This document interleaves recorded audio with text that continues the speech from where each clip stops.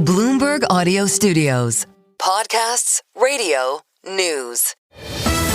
The Stock Movers Report, your roundup of companies making moves in the stock market, harnessing the power of Bloomberg data. I'm Tim Stenevec along with Carol Masser. Let's take a look at some stocks on the move today. We're joined by Emily Grafeo from the Bloomberg News cross-asset team. Emily, a lot to choose from, especially on the downside today. Yes, but I'm going to start on a high note, Tim. Okay. Because why not? PepsiCo, ticker PEP. It actually was up as much as 6% today. Now it's up about 2%, but it's all on deal news. Elliott Investment Management confirmed that it has taken a $4 billion stake in the company. So Elliott's going to be one of the largest investors. And I guess the movement today in the shares shows that the shareholders like potential change that's coming with Elliott. They said that they said in a presentation, Elliott, that PepsiCo should review and streamline their snacks portfolio, divest underperforming assets, and they're also considering refranchising the beverage unit's bottling network. So I learned a lot about bottling Well, it's today. something that Coca-Cola did years ago, Yes. and it worked out really well for Coca-Cola. Yeah, basically like let PepsiCo focus on the brand and the marketing of the sodas, and then let outsource all of the efforts that go to actually like bottling the soda. Which so happens that's like with Coca-Cola, right? They have the whole massive bottling operations. I just want to tell you, it took me down to kind of doing some Googling, and all I could think about was Fritos, right, which is owned by PepsiCo. Yeah. I don't know. You like Fritos? I love Fritos. That's like one of their core brands. It's So I would imagine good.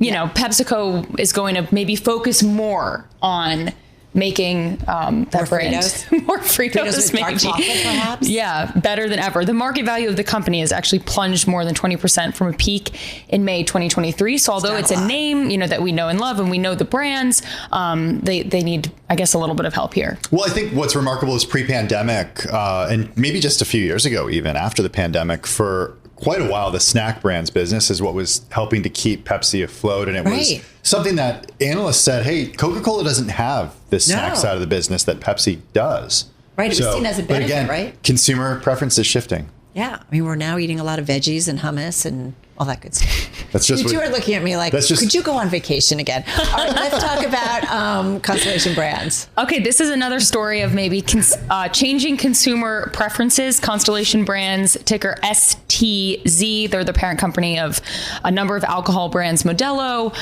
Corona. So they cut their fiscal 2026 guidance today, citing weak consumer demand.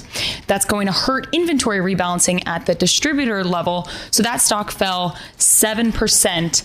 And if you look at what the CEO had to say, over the last several months, high-end beer buy rates decelerated sequentially as both trip frequency and spend per trip declined. I feel like we've talked about this on the show before of like Gen Z doesn't like alcohol. I know. as much as maybe older generations. We've had a lot of alcohol beverage companies who talk about like the pushback and declining numbers, whether it's wine, whether it's beer, right?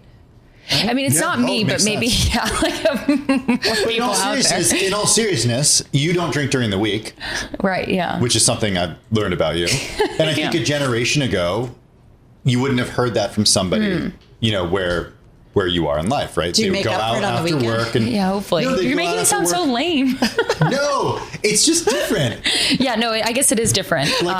Gen Z's they're focused on wellness. After work and they'd get a drink. Right. Yeah, you don't see that as much. Exactly. And you can see that in Constellation Brands' forecast. They see enterprise net sales growth down 4% to 6%. They had seen a decline of 2 to 1%. Listen, we've all been talking about Kraft Heinz today, and for good reason. Just give us 30 seconds on what we need to really know about that. Okay, KHC Kraft Heinz, the stock is down majorly today. They announced plans to split into two separate companies, but the street is not happy about it. Warren Buffett isn't happy about it. But basically, there's going to be two companies, one selling Heinz ketchup, condiments, box meals, and then another selling slower growing grocery products. But right now, the market's not liking it. The stock is down over 7%.